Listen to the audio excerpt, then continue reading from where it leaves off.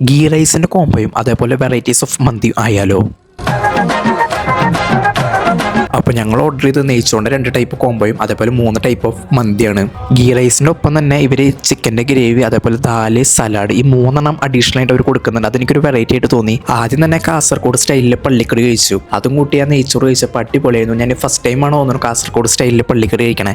സംഭവം അടിപൊളിയായിരുന്നു. പിന്നെ രണ്ടാമതായിട്ട് ട്രൈ ഔട്ട് ചെയ്തത് ഇവരുടെ പൊരിച്ച കോഴി നെയ്ച്ചോറാണ്. അത് one of the best item എന്ന് തന്നെ പറയാം. കാരണം അത്രയ്ക്ക് അടിപൊളിയായിരുന്നു. എനിക്ക് നന്നായിട്ട് ഇഷ്ടപ്പെട്ടു ഈ 2 കോംബോയും നെയ്ച്ചോറിൻ്റെ. പിന്നെ 3 തരം മന്തിയാണ് നമ്മൾ ഓർഡർ ചെയ്തത്. Pepper, peri peri and beef മന്തി. ആദ്യം തന്നെ നമ്മൾ ബീഫ് മന്തിയാണ് ട്രൈ ഔട്ട് ചെയ്തത്. സംഭവം ബീഫിൻ്റെ പീസുകളൊക്കെ ഭയങ്കര സോഫ്റ്റ് ആൻഡ് ഭയങ്കര ജ്യൂസി ആയിട്ടുള്ള പീസുകളായിരുന്നു. നിങ്ങൾക്ക് ഈ വീഡിയോയിൽ നല്ല രീതിയിൽ കാണാം. അടിപൊളിയായിരുന്നു ബീഫ് മന്തി. പിന്നെ നമ്മൾ രണ്ടാമതായിട്ട് ട്രൈ ഔട്ട് ചെയ്തത് പെരി പെരി മന്തി ആയിരുന്നു.